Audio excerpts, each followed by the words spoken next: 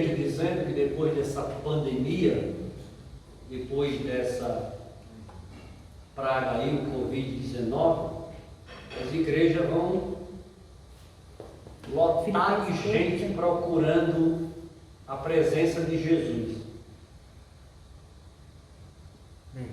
Será?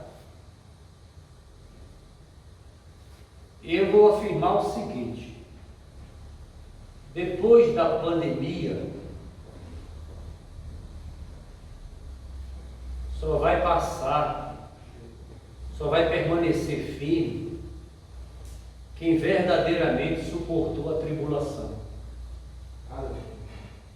Porque são tempos difíceis, não é fácil não. Tem muita gente esfriando na fé, fraquejando. O período que as igrejas ficaram fechadas, muita gente, que Deus tenha misericórdia, viu? De nós e dos irmãos. Filipenses capítulo 2, versículo 19. Olha o que diz o apóstolo São Paulo. Eu não sei se essa versão é a mesma daqui, mas confio no Senhor. Não. Vamos aqui. Tenho esperança no Senhor Jesus de que? Isso é Paulo falando, tá? Em breve, vos poderei enviar Timóteo, para que eu também me anime, recebendo notícias vossas. Ele está falando aqui da igreja que ficava na cidade de Filipos, os irmãos, os filipenses. Ele está falando dos crentes filipenses. Paulo estava preso em Roma, numa situação muito difícil, passando muitas necessidades, e aqui ele diz: eu tenho esperança no Senhor Jesus de que em breve vou sair dessa cadeia, em breve vos poderei enviar Timóteo, porque Timóteo estava ocupado resolvendo coisas pessoais de Paulo. Paulo estava preso em Roma, Timóteo estava ocupadíssimo fazendo os afazeres do apóstolo São Paulo, ajudando, auxiliando. Paulo estava preocupadíssimo com a igreja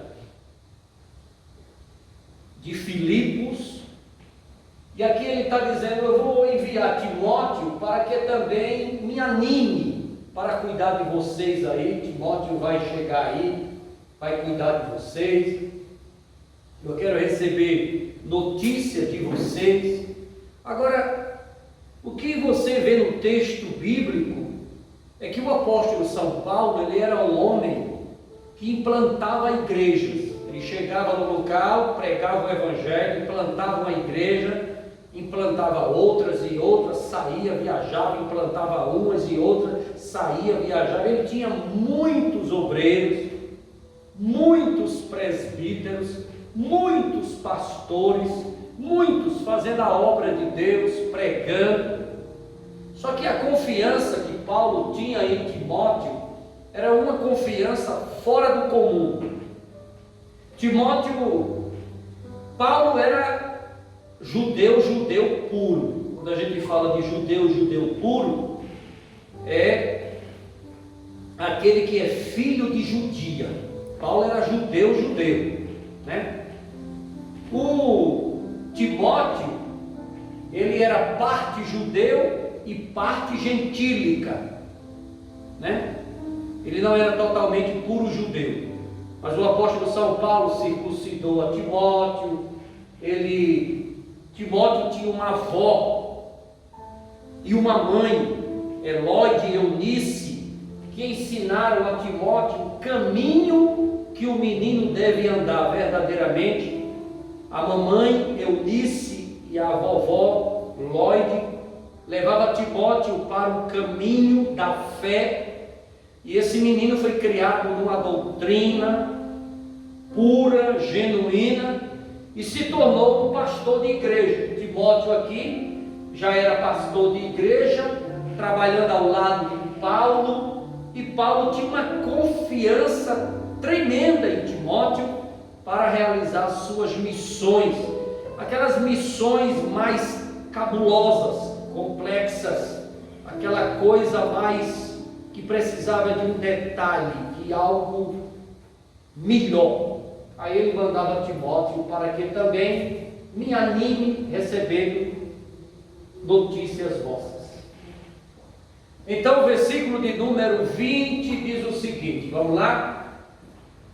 Pois não tenho ninguém, olha o que Paulo diz, olha o que ele diz, pois não tenho ninguém que tenha esse mesmo sentimento. Sentimento de quê? Paulo está querendo dizer o seguinte, o mesmo sentimento que eu tenho com a igreja de Filipos, né? O mesmo sentimento que eu tenho, Timóteo tem, a mesma preocupação que eu tenho, Timóteo tem, a mesma preocupação que eu tenho, Timóteo tem. Então, pois não tenho nenhum que tenha esse mesmo sentimento que eu tenho e Timóteo tem com a igreja de Filipos, aos filipenses, né? A carta. Que sinceramente zele por vosso bem-estar. Aí lá na frente ele pega mais meio pesado, dizendo o seguinte, o que Paulo está querendo dizer aqui é que naqueles dias de Paulo existiam muitos dirigentes de igreja, muitos pastores, muitos presbíteros com ação pastoral, que cuidavam da obra do Senhor, cuidavam do rebanho, homens que estavam ali à frente da obra, levando o rebanho para Canaã. O que ele está dizendo é que a maioria, ele não está aqui generalizando, mas ele diz, a maioria desse povo que está cuidando da obra, que está trabalhando no Evangelho, ainda não entenderam o verdadeiro significado do Evangelho.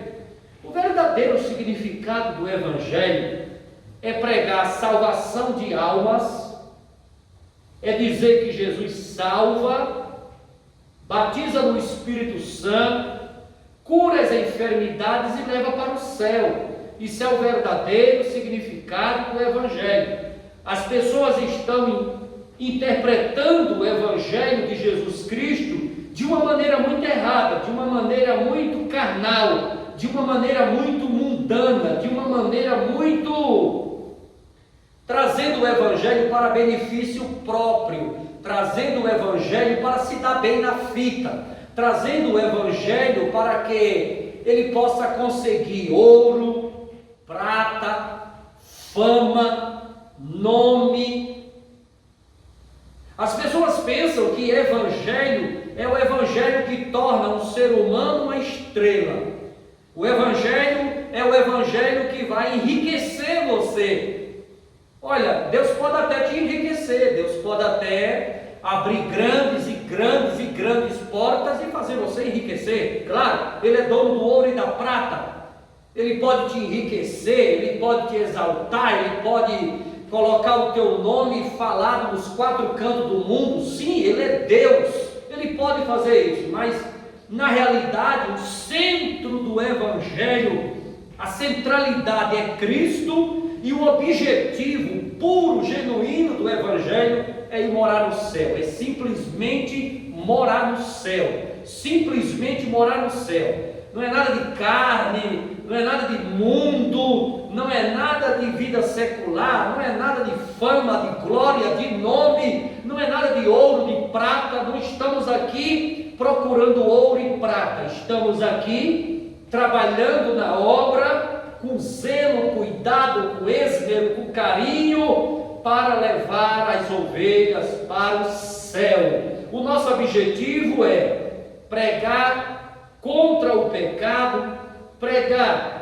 advertendo os irmãos para que se santifique no Senhor, para que no arrebatamento da igreja você possa subir cantando o hino da vitória. Isso é o objetivo do Evangelho de Jesus Cristo.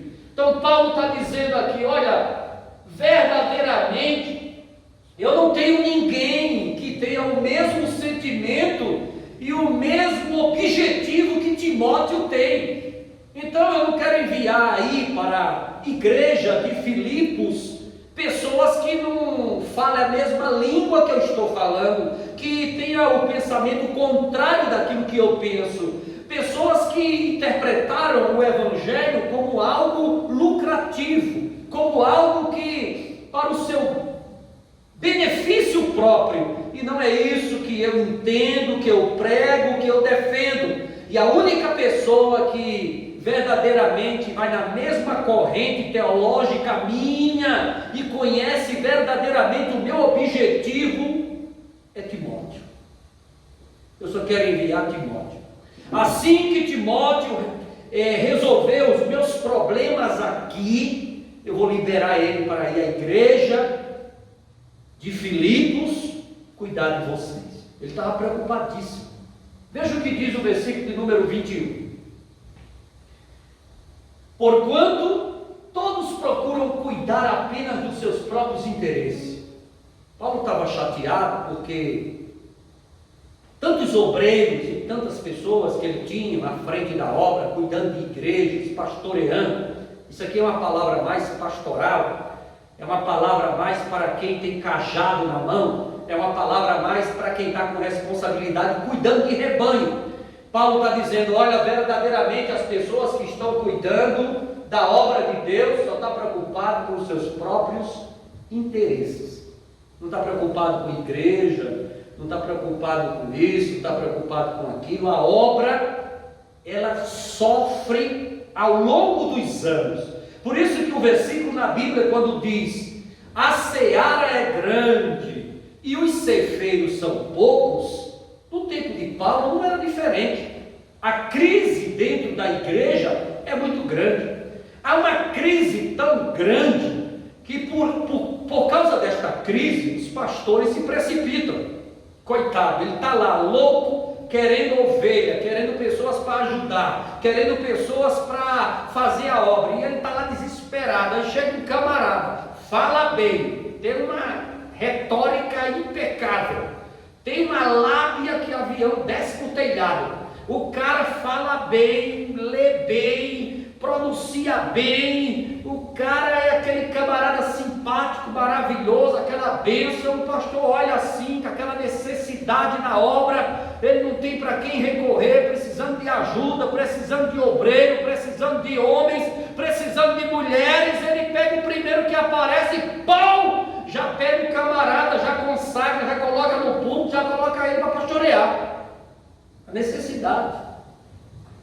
A necessidade é que faz muitos pastores cometer erros, se precipitar em suas decisões, se precipitar quando ele está ali trabalhando na obra. A necessidade é tão grande de pessoas para ajudar, que ele pega e sai colocando cargos, sai colocando isso, colocando aquilo, e na maioria das vezes o pastor ele erra muito.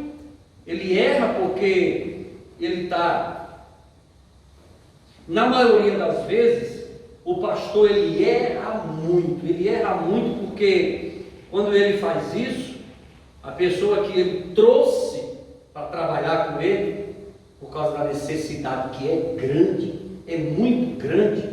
Quando eu aceitei Jesus, há alguns anos atrás, lá no velho e querido Pernambuco, a necessidade era muito grande.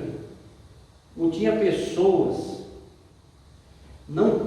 pessoas para colocar na secretaria da igreja, porque a maioria dos irmãos eram cortadores de cana. A igreja era toda constituída de cortador de cana. Então não tinha ninguém para trabalhar na secretaria. A maioria dos irmãos cortavam cana, mal sabia ler. As pregações de Bíblia que eles faziam eram pregações decoradas.